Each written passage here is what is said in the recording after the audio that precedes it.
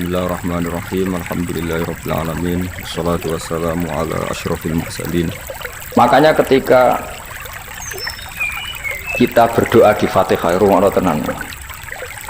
Ketika kita doa di Fatihah seperti ihdinas siratal mustaqim, iku siratal ladzina an'amta alaihim. Mestinya normalnya kan tunjukkan kami jalan yang lurus, yaitu siratoka, jalan engkau ya Allah. Itu tidak seperti itu, tapi siratal ladzina an'amta alaihim, jalannya mereka yang telah engkau beri nikmat. Karena manusia nggak mungkin niru Allah langsung, mereka Allah itu buatan apa? Mangan buatan. Artinya kita ini bisanya niru, ya niru wong ketemu wong, hadis ketemu hadis. Sebab itu ajane wong toreko ya ono bener ketika mengatakan wong kudu di guru. Cuma tak arani ono bener kok nggak fairnya kan kadang maknanya guru itu hanya mursyid. Sebetulnya ngomongnya ada usah seperti itu ya. Semua orang harus punya sanad. Sanad di toreko disebut mursyid, neng ilmu hadis disebut rawi, neng kepesantrenan disebut apa? Kiai atau guru. Tapi problem sebagian orang itu kan asobia, torikoh yang penting itu duduin apa? Mursyid. Anak mahasiswa penting di dosen. Karena apa? Itu tadi rumah tenan, awas kena salah. Orang itu tidak bisa niru Allah, sing iso ditiru podo-podo menu. Untuk samlane ihdinas siratal mustaqim, siratal ladzina an'amta. Anut dalane wong sing telah engkau beri nikmat. Ya, yang telah itu siapa? Ya sing wis mati. Iku sing mesti kena dinut sing wis mati. Tapi problem wong mati ini terserah sing nyejarahno. Padha wae iki misale anut Abdul Qadir Jilani utawa anut Imam Ghazali, rawine hop. Utawa penafsirnya goblok. Ya mau kados kula ngaji sore tak contohno, ana wong soleh alim jagungan mbek wong ayu utawa ketemu wong ayu takok-takokan ning perapatan. Mbok simpulno nek ngono jagungan mbek wong ayu iku. Lha kan goblok banget. Padahal isowae wong iki faktor tonggo sehingga ngergani utawa kebetulan cawe wedok mau takok bab haid. Belum ragilem kan kudu dijawab. Dan kesunatannya jawaban ning perapatan, nek omah rapati sunat.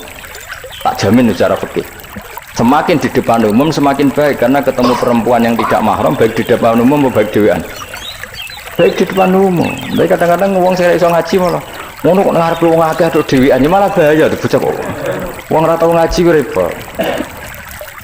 Makanya kiai-kiai itu nak nyemak mbak-mbak itu rata-rata malah di depan umum. Memang bagus di depan umum kalau ketemu orang yang tidak mahram.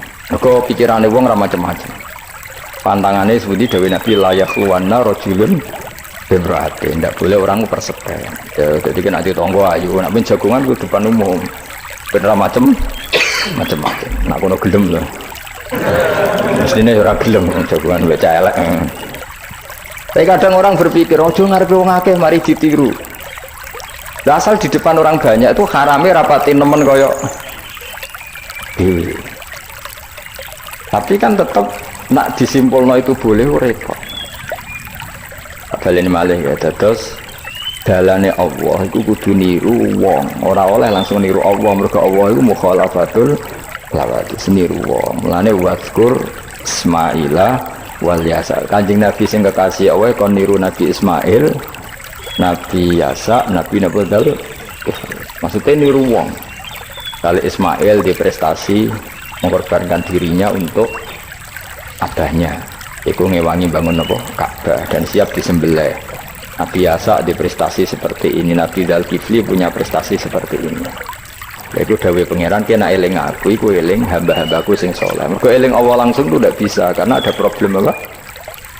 Allah itu mukhalafatul lil hawadis. Saiki wong ku ora iso ngaji, muni langsung anut Kanjeng Nabi. Anut Kanjeng Nabi itu artinya apa? Pastikan riwayatnya benar dulu. Nabinya pasti benar, tapi riwayat yang sampai ke kita. Pertanyaannya bukan kita anti anut Nabi, memastikan riwayat itu benar atau tidak. Setelah riwayat itu benar, maknanya benar enggak? Bisa saja maknanya salah. Kayak kelompok-kelompok yang mudah mengkafirkan orang itu maknanya hadis salah. Memang Nabi ngendikan laisa minna ya tidak termasuk golonganku wong sing tau bodoni. Tapi maksudnya Nabi dalam konteks itu tidak termasuk golonganku. Bukan berarti dia sama sekali tidak termasuk umatnya Kanjeng Nabi. Karena dalam banyak hadis Nabi ngendikan syafaati li ahlil kabair min ummati, umatku yang tahu dosa lah berhak mendapat syafaat. Andai kan orang yang pernah bodoni langsung nggak umatnya Nabi, berarti menjadi kafir. Antu dari hadis ya laisa minna, ora termasuk golonganku wong sing nate bodoni man ghasyana. Banyak kalau nuruti itu banyak, tidak termasuk golonganku sing bodoni, termasuk golonganku yang itu kan banyak yang dicap Nabi enggak. Riwayatnya benar tapi pemaknanya salah. Makanya ada pepatah masyhur itu kalau dalam tradisi ulama itu, laula murabbi lama arafna rabbi walau lal ulama lama arafnal am. Iya, laula murabbi umpama ora ana sing didik aku, lama arafna rabbi, kita ndak akan ngerti Tuhan kita. Ya, jadi misalnya kue urip ning alas, gak ono guru, gak ono porom yo. Wit iki pahit, wit iki manis. Nah, banyu iku nyegerno kan ngono-ngono tok. Kowe roh pangeran kok gitu. Wah, belajar filsafat sendiri. Paling rom kidang mbok bedak, roh celeng mbok bedak. Jenenge ra ono siapa-siapa. Mulane laula murabbi lama arafna rabbi. Jadi kita tahu Allah barokah para murabbi, wong sing didik. Jika hubungan kita dengan Allah itu ya nurut sing didik. Ya jenenge laula murabbi lama arafna rabbi. Terus nomor loro walau lal ulama lama arafnal anbiya. Andai kan tidak ada ulama, kita juga gak ngerti Nabi. Kowe kok sithik-sithik sunah Rasul hadis sing nerangno sop. Kalau kita ngerti Nabi ku nak sujud iku ngene, iki jare sapa? Iku sangka sallu kama raaitumuni sholli. Sahabat nyekseni sujude Nabi, tabiin nyekseni sujude sahabat, tabiin nyekseni sujude para tabiin, terus sampai kula ngerti sujude Mbah Mun niru Mbah Zubair, niru Mbah Karim Nirboyo, terus nuru sampai Mbah Hasyim niru Mbah Mahfud niru sing arange Anatut Qalibi Nabi Bakar Sato, yo niru Utsman Ad-Dimyati, terus niru Sayyid Zaini Dahlan, terus saya Utsman Ad-Dimyati, terus sampai kanjeng Nabi Muhammad sallallahu alaihi wasallam. Mulane walau lal isnad laqala man sa'a ma, seandainya tanpa sanad maka orang akan ngomong sekenah. Karena itu agama. Sehingga Allah orang ngendikan ihdinas siratal mustaqim siratoka, tapi ngendikane siratal ladzina. Kita harus ngikuti orang. Orang itu siapa yang bisa diikuti? An'amta alaihim, yang telah engkau beri nikmat. Jadi wong itu ora ngerti ngaji ini, pokoknya anut Nabi. Karena kalau anut Nabi secara 100%, misalnya ke sisa niru nyun sewu, misalnya sisa niru hal tertentu, terus kowe nak serampangan, saiki sampe nak bedheki.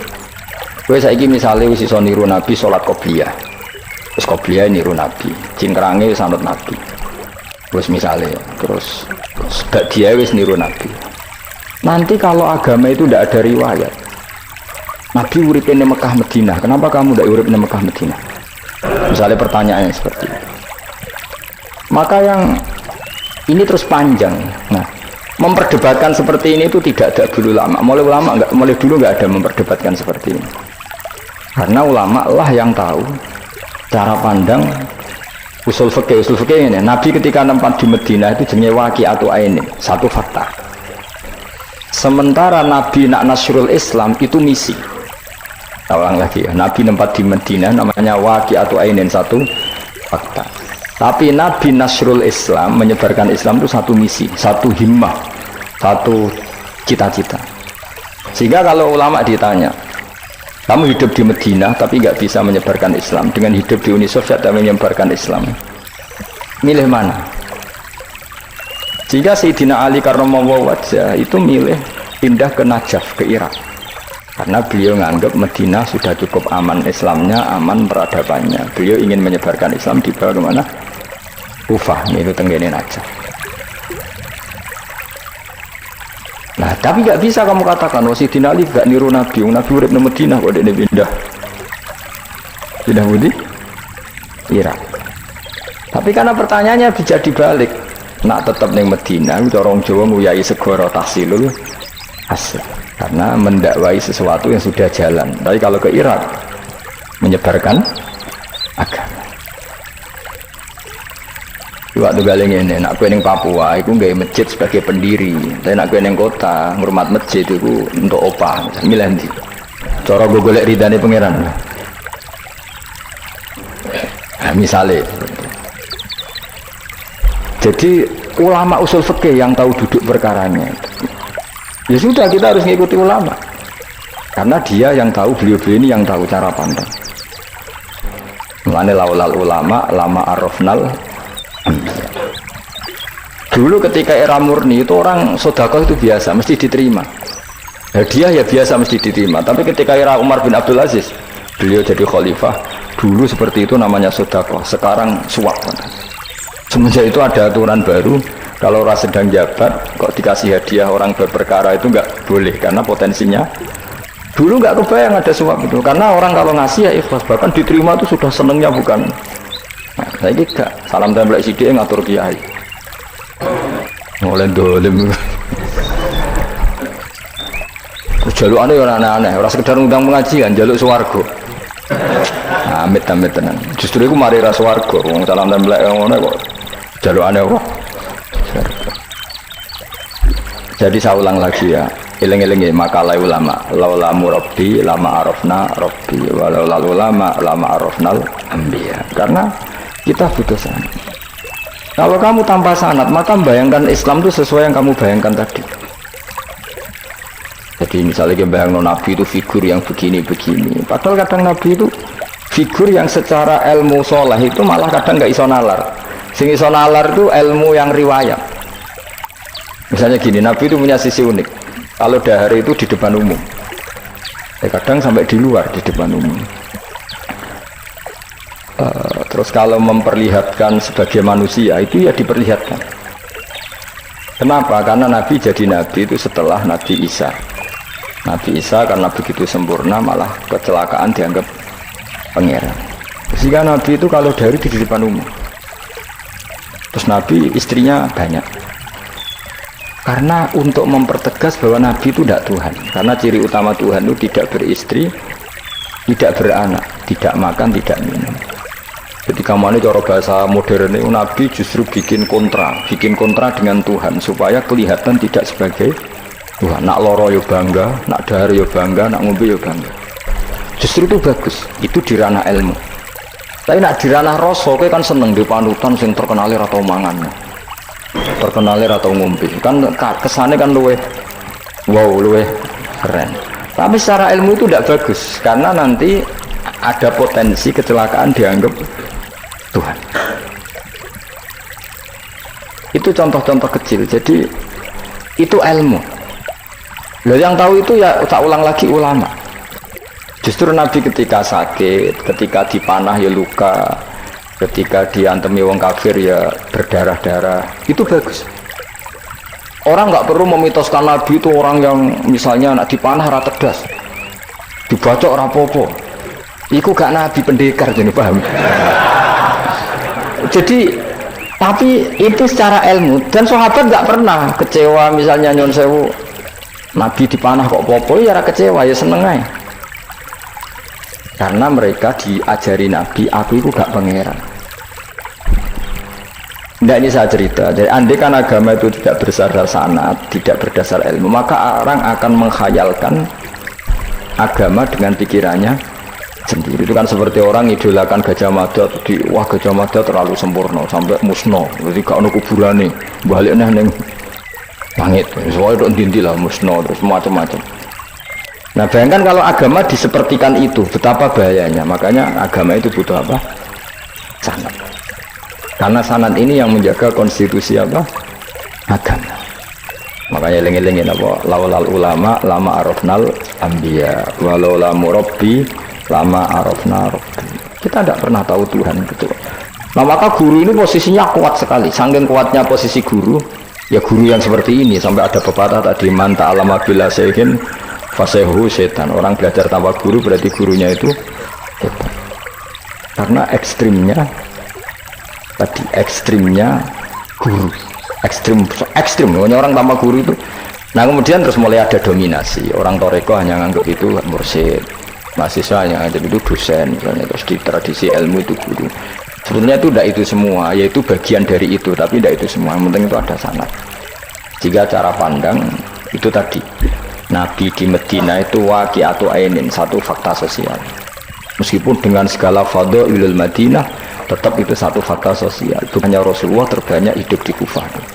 Mulai Sayyid alim-alim di Kufah, setelah itu pindah ke Yaman.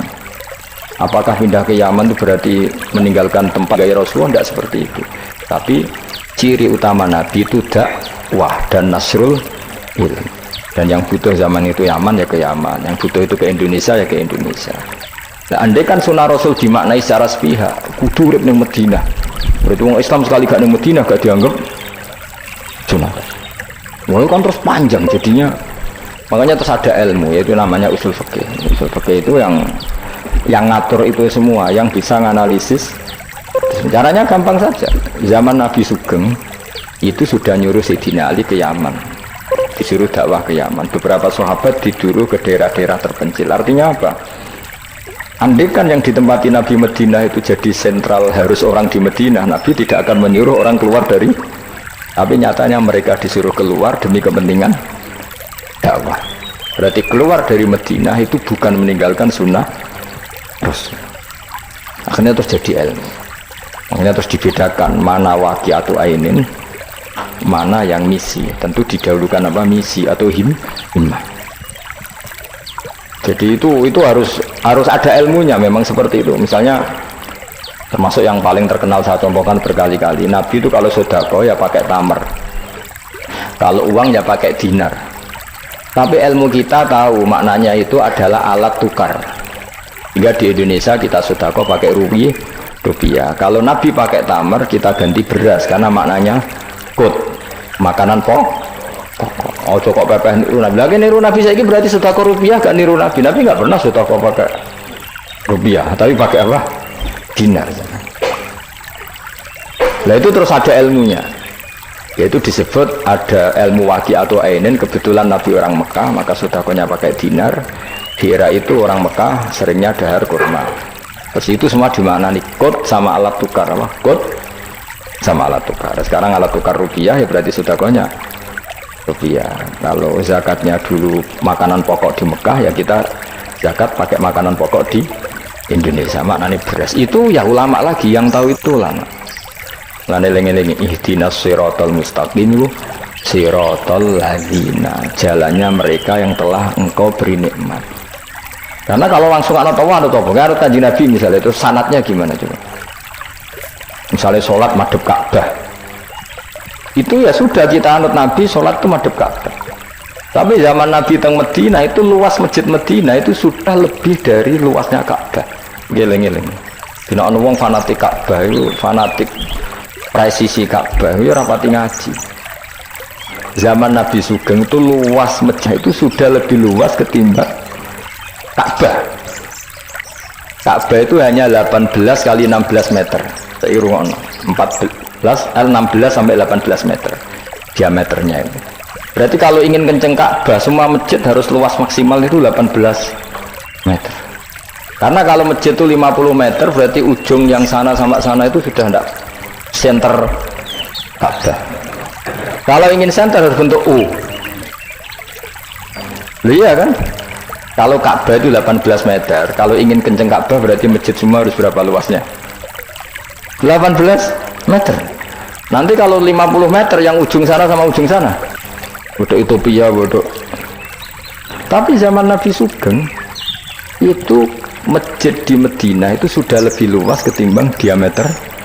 Itu menunjukkan bahwa madhep Ka'bah itu tidak harus persis Ka'bah untuk jarak yang jauh, cukup jihad itu namanya arah. Ya terus seperti itu. Lagi-lagi lalu lama arafnal ambil. Kemudian nasah mansuh. Kalau sampean belajar textbook, Nabi Ibrahim itu bojone akeh, Nabi Dawud itu bojone akeh, Nabi Sulaiman apa meneh. Kowe langsung anut. Ya tidak bisa. Ulama yang tahu ini syariat yang sudah mansukhoh, sudah dihapus ketentuan. Ya begitu terus. Ngilangin najis ya begitu, terus ngelola anak ya begitu, semuanya. Terus ulama ngarang fikih detail itu, disebut kitab fikih. Ada Fathul Qorib, ada Fathul Mu'in. Jadi kamu tidak bisa berdiri sendiri memahami agama. Makanya laulal isnad laqala man sa'a ma sa'a. Andaikan tidak ada sanad, maka orang akan semau gue. Karena Dia punya pikiran, kebetulan dia kiai, dianggap itu pikirannya Islam. Dia punya pikiran, kemudian dia mubalek pas acara Islam, dikira itu pikiran, padahal pikirannya juga ada orang ngomong, kiai sekarang harus kaya, kalau nggak kaya nggak dihormati. Mana ada target Islam ingin dihormati? Itu satu kesalahan. Bilang harus kaya, mana ada di antara hukum fikih itu kaya itu harus. Mengharuskan sesuatu yang tidak wajib itu dosa besar. Ijabu malam yajib, itu sudah salahnya kebanyakan. Terus target supaya dihormati, mana ada target Islam orang yang ingin diridani Allah, pengen dihormati uang itu. Lucu meneh kan, itu mesti pikirannya sendiri, tidak mungkin itu pikiran Islam. Ya dari leng-leng ya, laulal isnad laqala man sa'a masa. Andai kan tidak ada sanad, maka orang mau ngomong apa saja ngomong. Terus dibutuhkan sanad. Termasuk yang ekstrim, itu juga butuh sanad. Misalnya ini contoh paling gampang ya. Ada dua orang saling bunuh, sama-sama mukmin, sama-sama bawa pedang, tarung, terus yang satu terbunuh. Zaman Nabi Sugeng itu ngendikan al-qatil wal maqtul finnar, yang bunuh dan yang dibunuh di neraka. Buktinya zaman sahabat terus iskal itu janggal. Hadza al-qatil ya Rasulullah, fama balul maqtul. Oke, kalau yang terbunuh, yang membunuh masuk neraka, saya sepakat ya Rasul. Tapi kalau yang dibunuh dosanya apa? Jawab Nabi, innahu kana harison ala qatli sahibi. Yang terbunuh sebetulnya mentalnya pembunuh, cuma nasibnya. Maka yang diukur Islam itu himmah, bukan nasib. Dia terbunuh itu fakta, tapi mentalnya pembunuh, sehingga dia harus masuk neraka karena mentalnya pembunuh, nasibnya terbunuh, tapi mentalnya pembunuh, sehingga al-qatil wal maqtul finnar. Nah itu seperti itu. Kalau nggak kita pakai riwayat nggak bisa, kita masih pakai logika, yang qatil di neraka, yang maqtul di surga. Maka jangan-jangan kita di Indonesia bisa saja kita ini Islamnya luar biasa, karena justru di Indonesia itu kita dakwah. Makanya di guyonan kiai terkenal itu, ini kisah nyata tapi jadi guyonan, tapi nyata. Ada orang dari beberapa negara, ya tidak apa-apa, imam akbarnya saja nggak dapat apa. Wah, mereka cerita, wah kalau di kita digaji gini, karena negara sudah peduli sama imam masjid, sama imam musola gini. Nah, setelah dia bangga sama kiai Indonesia digajak, makanya kamu sholat terus ya, takut potong gaji. Itu kagetnya bukan main, yang ulama-ulama internasional. Karena kalau satu bulan itu gajinya pas itu cerita 70 juta yang kelas timur tengah ini. Bisa kamu bayangkan berarti per sholat berapa ya? Kan satu sholat itu 5 ya, 5 kali 30 berapa? 150. Berarti per sholat nilainya sekitar 1 juta ya, 500.000 ya.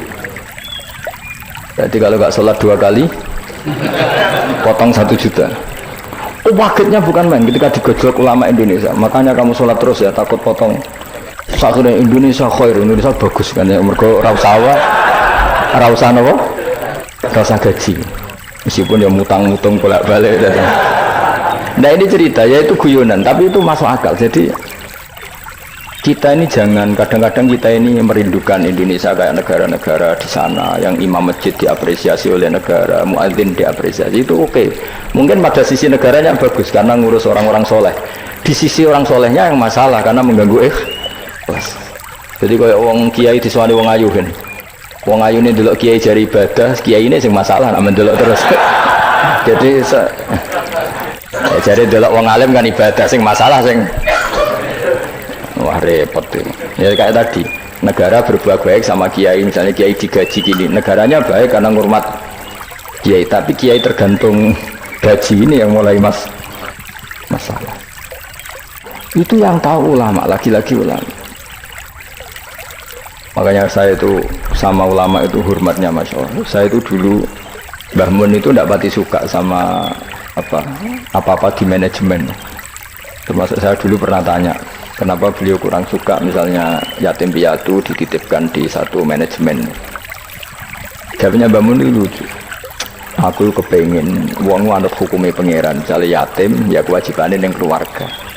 Ini wak ngelatih wong lali kewajibannya, ya wak ngelatih orang lali kewajibannya. Jadi misalnya saya punya kakak meninggal, anaknya misalnya yatim atau punya adik meninggal anaknya yatim.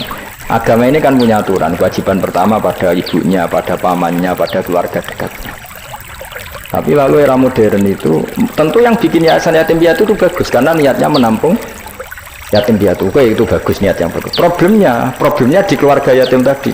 Dari terbiasa merasa itu punya kewajiban ngurmat ponakan, gara-gara ada yayasan dititipkan. Berarti corong Jawa kulino tinggal gelanggang.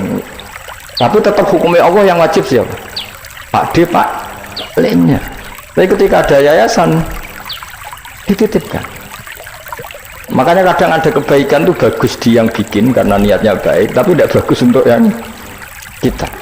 Karena terus nanti orang itu terbiasa meninggalkan apa? Kewajiban. Nah, itu bahaya kalau ini begini terus, itu bahaya. Bahayanya tadi. Coba kalau dia di rumah keluarga, taruh saja gini. Punya Pak D 3, yang peduli 1 saja. Itu sudah kayak anaknya sendiri. Plus ada rasa, namanya sama ponaan itu ada rasa. Belum ada misanan, minduan, tetangga. Kira-kira dapat limpahan kasih sayangnya banyak mana daripada di yayasan? Banyak di keluar. Meskipun yayasan itu ya bagus, tapi tetap tadi nggak boleh orang itu meninggalkan apa? Kewajiban. Itu cara berpikir ulama. Orang harus dilatih tanggung jawab terhadap kewajibannya sendiri.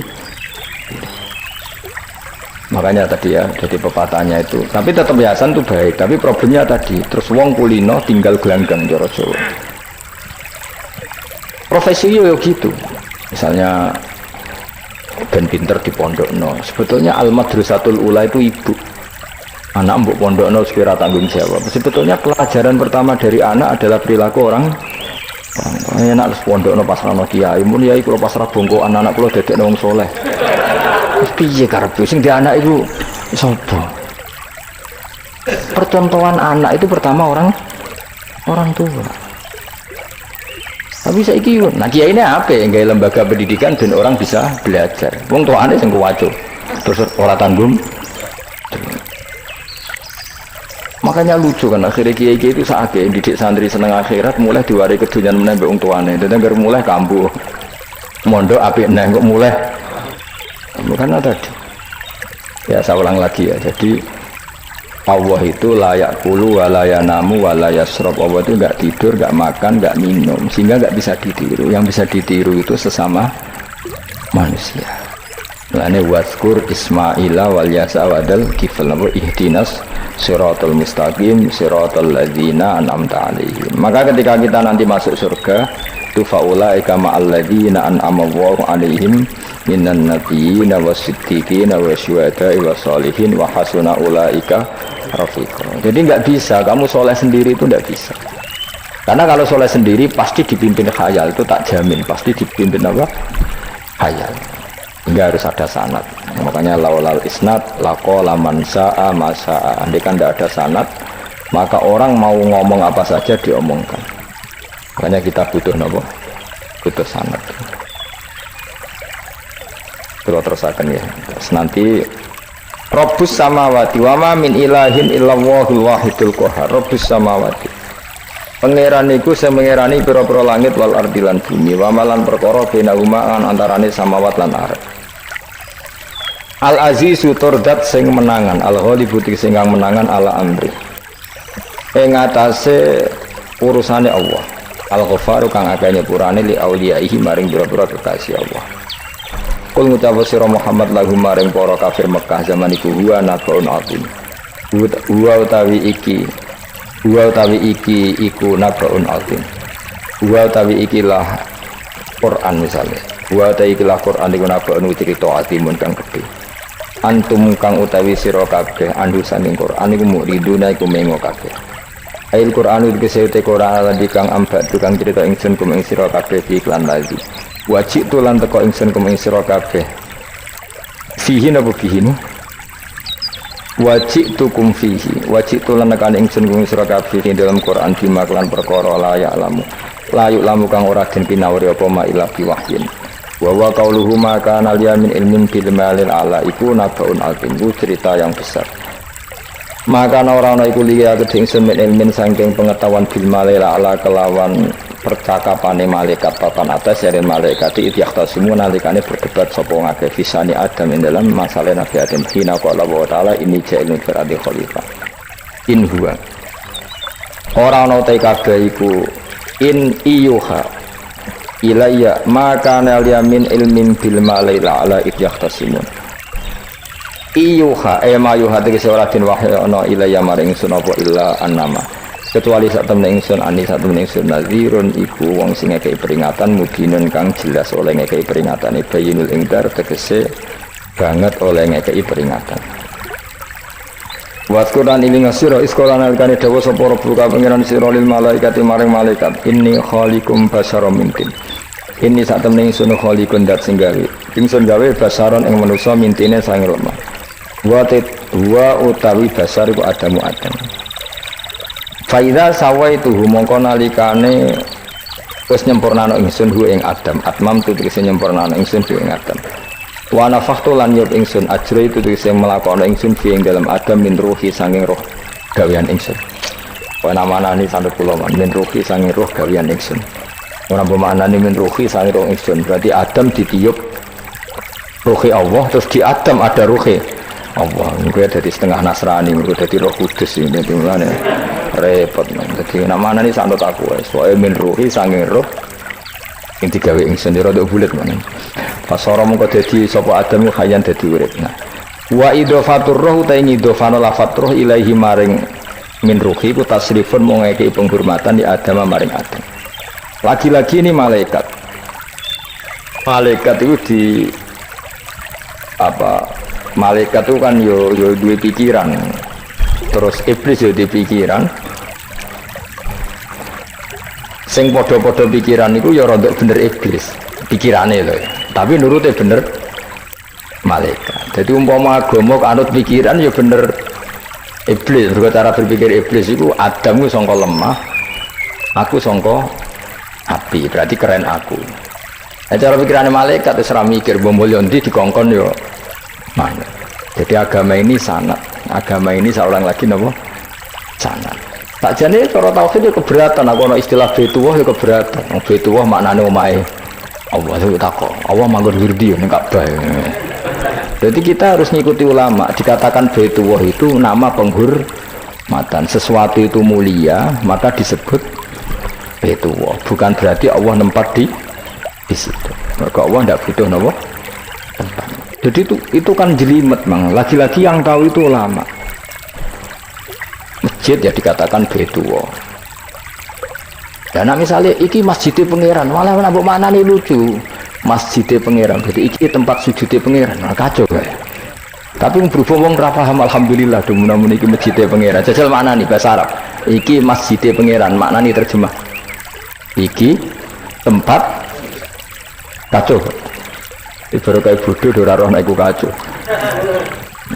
jadi wajib yang melani anut ulama jadi darani baitullah apa dikatakan dalamnya Allah maknanya apa idhofatut tasyrif apa idhofatut tasyrif maknanya omah sing mulia sampai diistilahno dalamnya Allah wis kudu bulet ngono kaya ini gini apa wa idhofatur roh lahu apa tasrifun di Adam jadi orang kok wa nafakhtu fihi min ruhi Nabi Adam tak kaya rohku itu orang tapi seperti tak tiup dari roh sing roh iku urusanku tapi orang ruhi Allah mboten itu jenis apa wa idhofatur roh ilaihi apa tasrifun mau bentuk penghormatan di Adam maring Adam wa ruhu terro iku jismun jisim latifun kang alus Yahya kang dadi urip bi kelawan ikilah jisim Yahya kang dadi urip bi sebab ikilah jismun sapa alin sa'u manusa binufudhihi kelawan tembusir roh fi fil jismi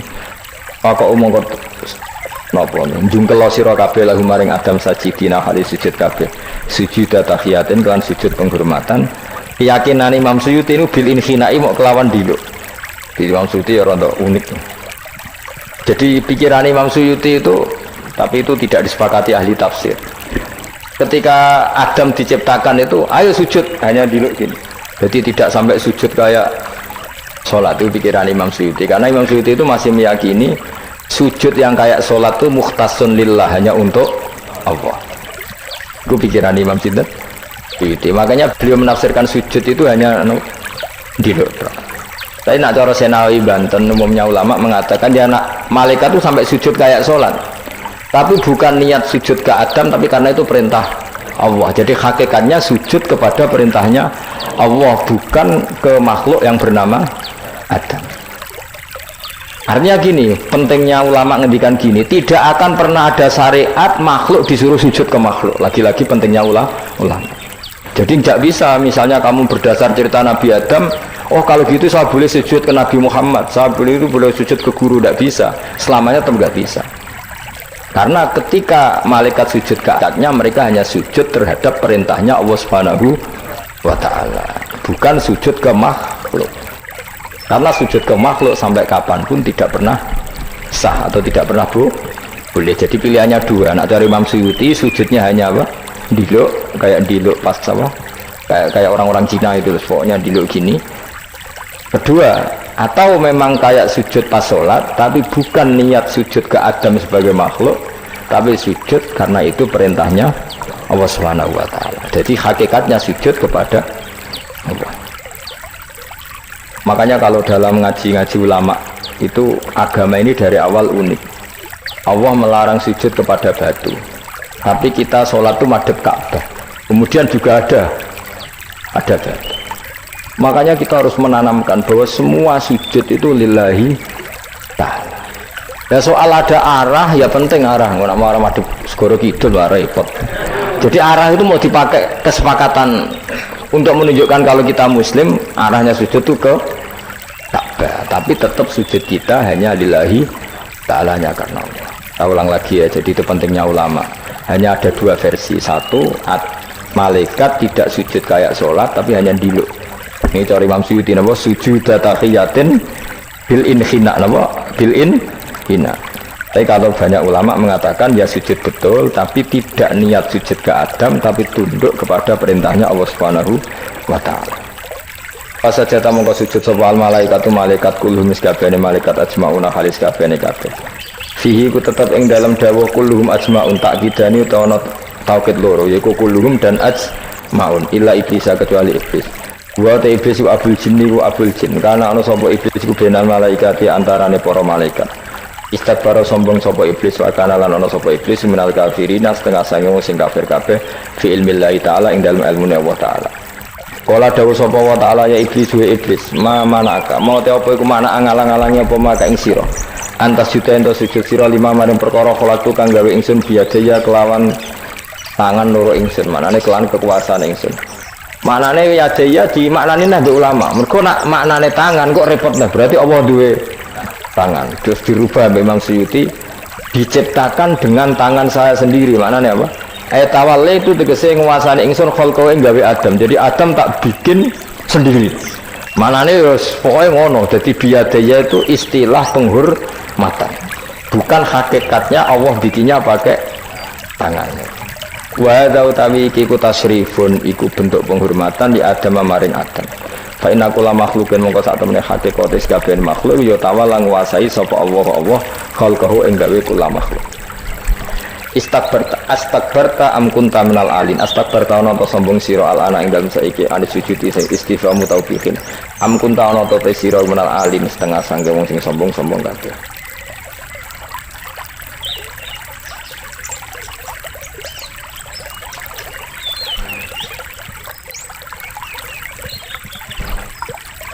Ono Imam Suyuti. Am kunta ana ta sira minal alin sanging sing sombong kabeh mutakabbirin tegese sing sombong kabeh. Kata kabar tak mongko sombong sira anis sujudi sang sujud.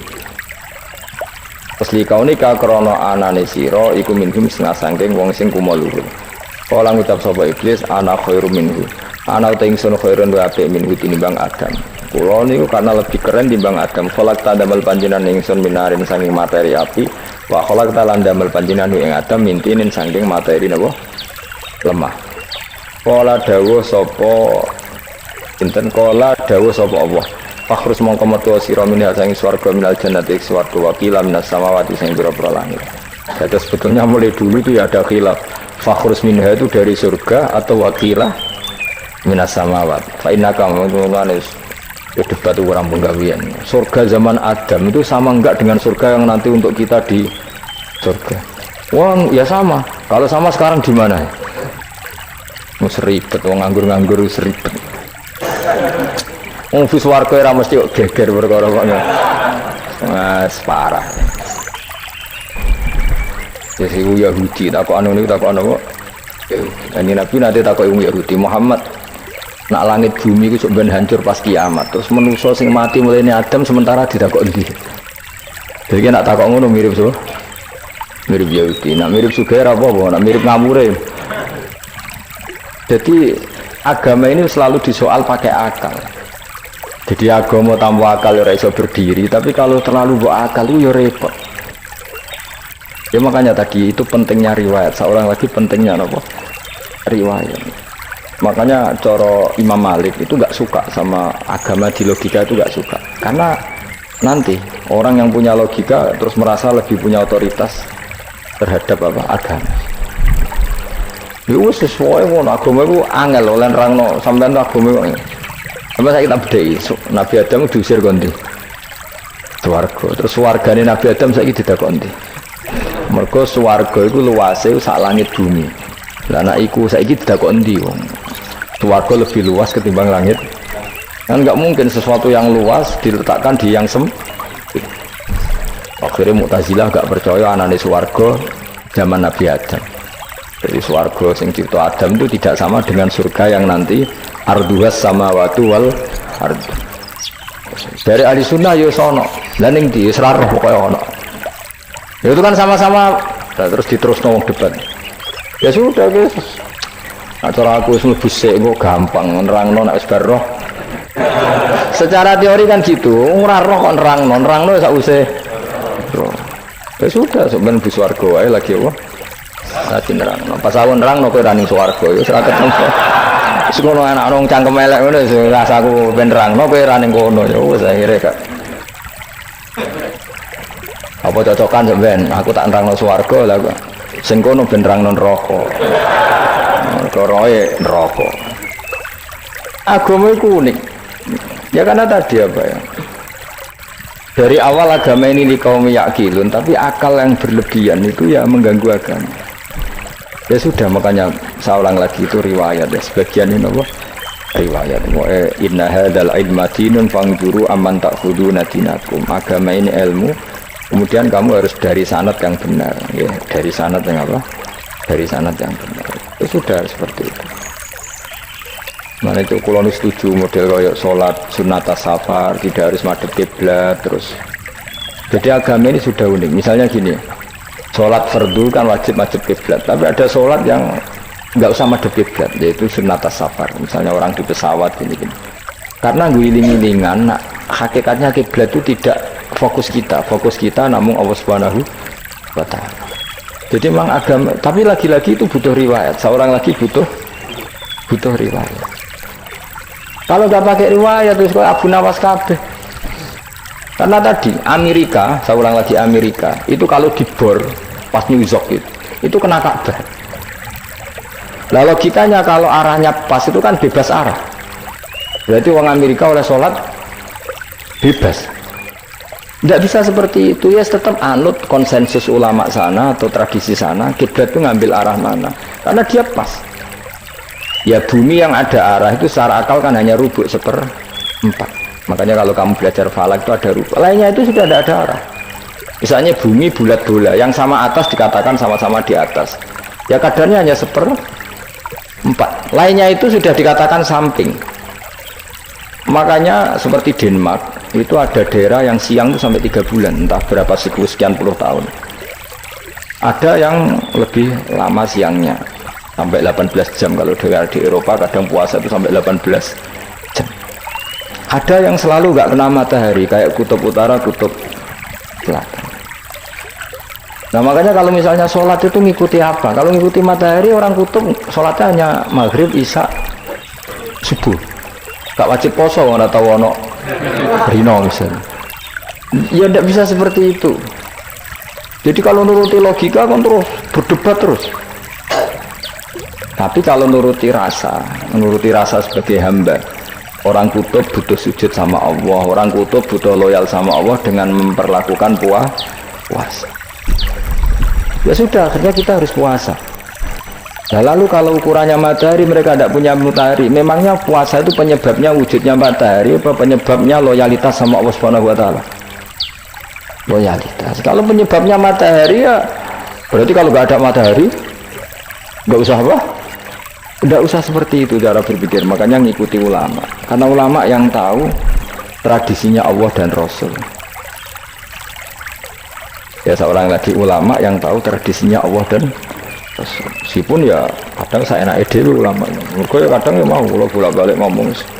Gak diterang nombek cangkem elek ora paham-paham. Pokoknya masyhur itu ada kiai di debat sama orang untuk PKI. Pak Kiai, kalau setan dari api masuk api kan biasa. Terus susahnya apa? Mau materinya dari api. Terus Kiai itu mek lemah, terus warna raine. Loro dong, nggih sakit. Kalau jadi wong kok lemah, kena lemah kok loro. Karena serak kena diterang no. Manusia materinya kan dari tanah, berarti kena dipendem urip-uripan. Piye aja? Ya loro ya, ya jadi kok lemah kok dipendem neng lemah kok. Karena dijelaskan pakai lisan yang baik, gak paham-paham. Sebenarnya kita ini ingin selalu baik, tapi ada orang-orang diterangkan cara baik-baik itu. Kayak misalnya ono wong kondo, Gus kula nu bojo kula cerewet ngene-ngene, apike kula pegat. Dicereweti bojo mbek diarani duda lara ndi? Lara diarani duda isen. Kowe payu rabi dicereweti, ambek ra payu rabi jomblo, sakit mana? Sakit distatuskan jomblo. Malah kena dicereweti sabar prestasi baru. Mesti wong diwolak-walik. Lan jarbe sekolah tas malah kula seneng mbek Imam Syafi'i. Kowe dirasani wong ning ngarepmu, diomongi, ambek dirasani seneng ndi? Seneng dirasani cara kowe. Cara Imam Syafi'i bukti wibawa, buktine ngomong ning ngarepmu rawani. Jadi Imam Syafi'i itu rileks urip. Ya Aba Abdillah, orang yang tadi muji-muji jenengan tuh kalau di luar maki-maki jenengan. Ya alhamdulillah. Kok bisa itu kan bukti pengkhianatan. Berarti saya wibawa. Di depan saya nggak berani itu. Wong itu suami Imam Syafi'i, ya cium tangan ya hormat. Tapi setelah di luar menghujat. Singkat cerita dilaporkan ke Imam Syafi'i. Orang yang tadi nyium tangannya jenengan itu di luar ngerasani jenengan. Jadi Imam Syafi'i, alhamdulillah berarti aku wibawa. Mendengar purawani. Ya dianggap enteng saja. Terus ada orang misoi Ja'far Shadiq. Sayyid Ja'far Shadiq itu Sayyid putune Nabi, orangnya soleh alim, gurunya Abu Hanifah. Di antaranya gurunya Abu Hanifah itu Sayyid Ja'far Shadiq. Itu kalau dihujat orang dia ngomongin ini, dimaki-maki. Sampai ke rumah. Pas mau masuk rumah, kamu masih ingin maki-maki saya? Iya. Tak tunggu sampai selesai. Setelah selesai sudah sampun, sudah. Masih emosi orang sudah. Kamu misoi saya berdasar apa yang kamu ketahui. Yang tidak kamu ketahui lebih banyak, maka saya tunggu. Izin